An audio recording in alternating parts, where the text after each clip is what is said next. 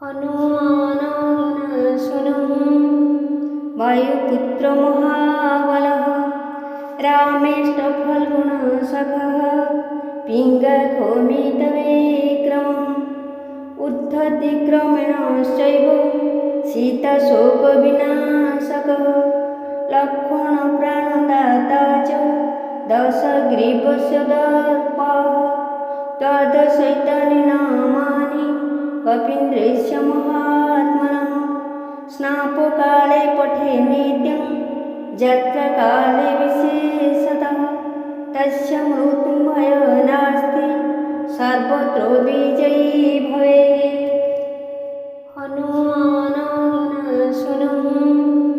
वायुपुत्र महाबलः रामेष्टफल्गुणसखः पिङ्गळकोमितविक्रमः उद्धति क्रमेणश्चैव सीताशोकविनाशकः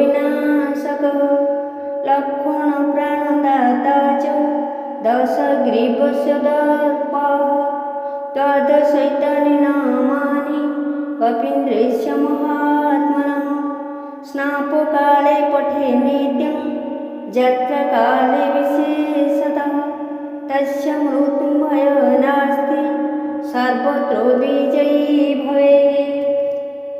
हनुमानानशुनं वायुपुत्र महाबलः रामेष्टफल्गुणसखः पिङ्गळकोमितविक्रमः उद्धति क्रमेणश्चैव सीताशोकविनाशकः लक्ष्मणप्राणदाता च दशग्रीवस्य दर्पः द्वादशैतानि कपीन्द्रस्य महात्मनः स्नापकाले पठे नित्यं जत्रकाले विशेषतः तस्य मृत्युभयं नास्ति सर्वत्र विजयी भवेत्। हनुमानानशुनं वायुपुत्र महाबलः रामेष्टफल्गुणसखः पिङ्गळकोमितविक्रमः उद्धति क्रमेणश्चैव सीताशोकविनाशकः लक्ष्मणप्राणदाता च दशग्रीवस्य दर्पः द्वादशैतानि कपीन्द्रस्य महात्मनः स्नापकाले पठे नित्यं जत्रकाले विशेषतः तस्य मृत्युभयं नास्ति सर्वत्र विजयी भवेत्।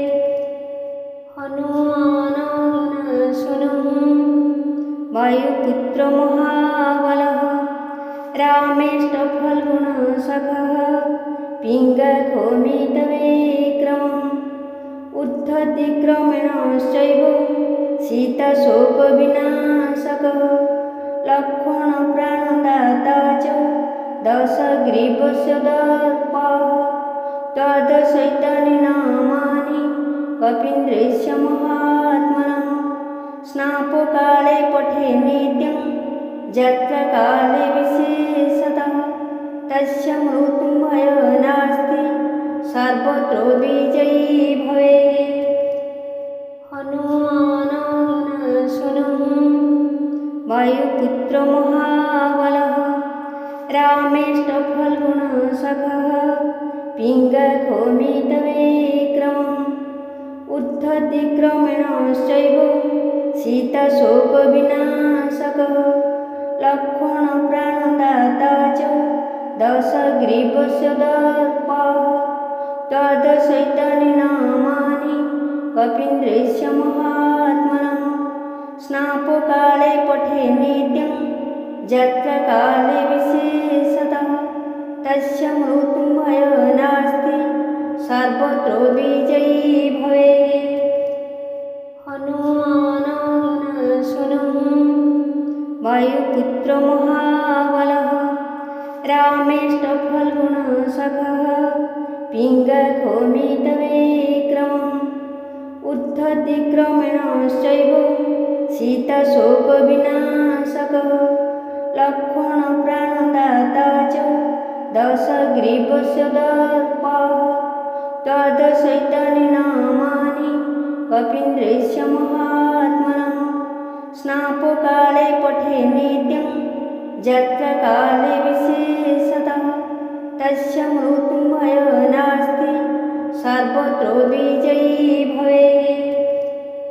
हनुमान सुनुं वायुपुत्र महाबलः रामेष्टफल्गुणसखः पिङ्गलकोमितविक्रमः उद्धति क्रमेणश्चैव सीताशोकविनाशकः लक्ष्मणप्राणदाता च दशग्रीवस्य दर्पः द्वादशैतानि नामानि कपीन्द्रस्य महात्मनः स्नापकाले पठे नित्यं यत्र काले विशेषतः तस्य मृत्युभयो नास्ति सर्वत्र विजयी भवेत्।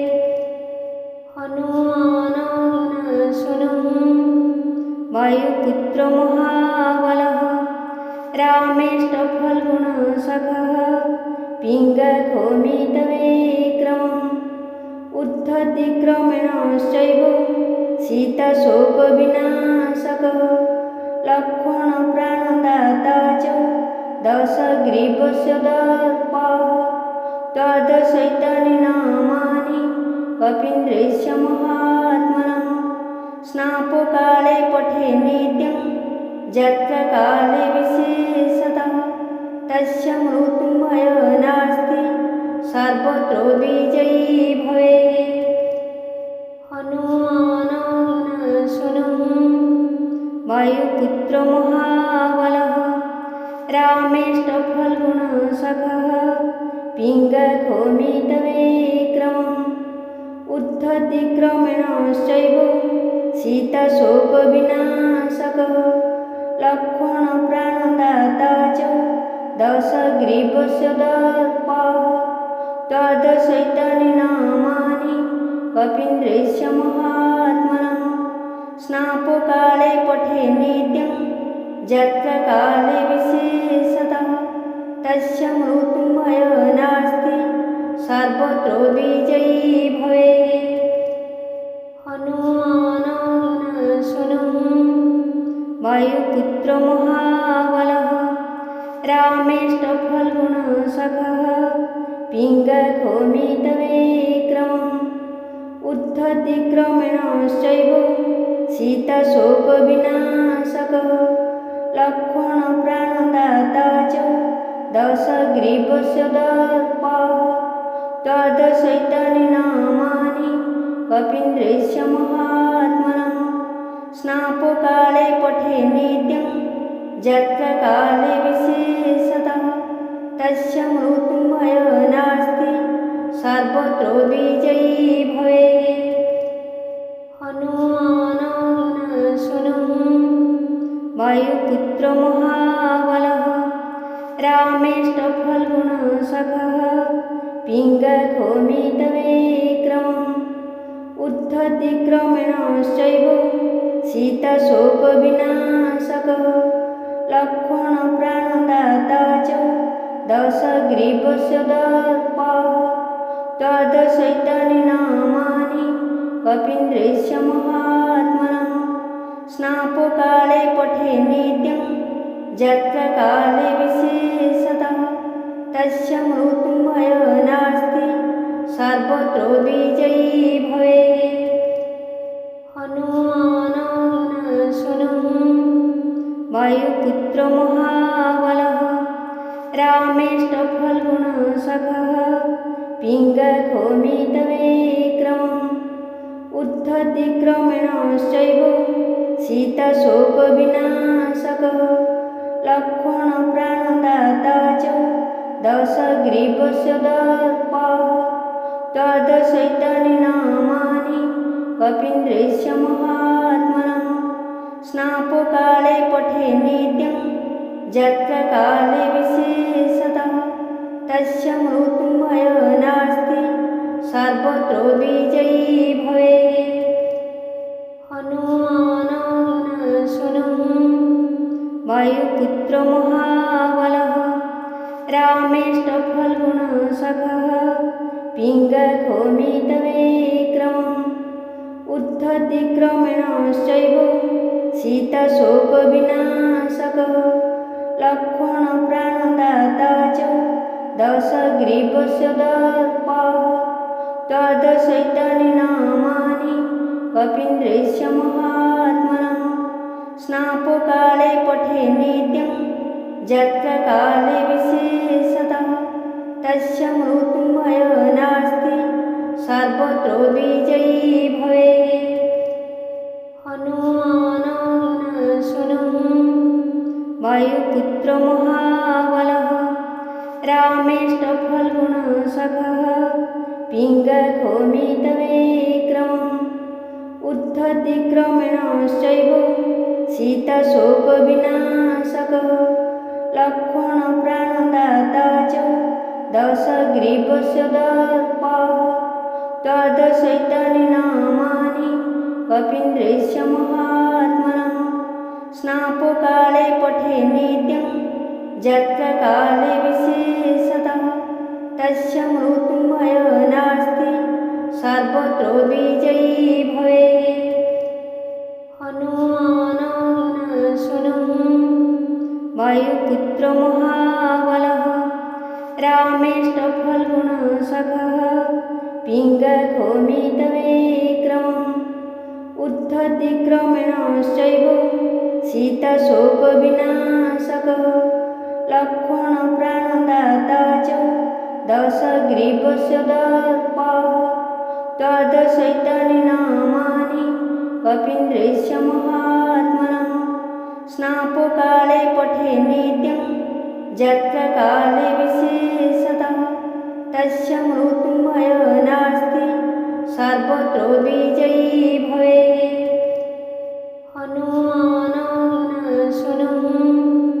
वायुपुत्र महाबलः रामेष्टफल्गुणसखः पिङ्गळोमितविक्रमम् उद्धतिक्रमेणश्चैव सीताशोकविनाशकः लक्ष्मणप्राणदाता च दशग्रीवस्य दर्पः तद्चैतन्य नामानि कपीन्द्रस्य महात्मनः स्नापकाले पठे नित्यं यत्र काले विशेषतः तस्य मृत्युभयं नास्ति सर्वत्र विजयी भवेत्। हनुमानाशुनं वायुपुत्र महाबलः रामेष्टफल्गुणसखः पिङ्गळोमितविक्रमम् उद्धतिक्रमेणश्चैव सीताशोकविनाशकः लक्ष्मणप्राणदाता च दशग्रीवस्य दर्पः तद्चैतन्य नामानि कपीन्द्रस्य महात्मनः स्नापकाले पठे नित्यं यत्र काले विशेषतः तस्य मृत्युभयं नास्ति सर्वत्र विजयी भवेत्। हनुमानाशुनं वायुपुत्र महाबलः रामेष्टफल्गुणसखः पिङ्गळोमितविक्रमम् उद्धतिक्रमेणश्चैव सीताशोकविनाशकः लक्ष्मणप्राणदाता च दशग्रीवस्य दर्पः तद्चैतन्य नामानि कपीन्द्रस्य महात्मनः स्नापकाले पठे नित्यं यत्र काले विशेषतः तस्य मृत्युभयं नास्ति सर्वत्र विजयी भवेत्। हनुमानाशुनं वायुपुत्र महाबलः रामेष्टफल्गुणसखः पिङ्गळोमितविक्रमम् उद्धतिक्रमेणश्चैव सीताशोकविनाशकः लक्ष्मणप्राणदाता च दशग्रीवस्य दर्पः तद्चैतन्य नामानि कपीन्द्रस्य महात्मनः स्नापकाले पठे नित्यं यत्र काले विशेषतः तस्य मृत्युभय नास्ति सर्वत्र विजयी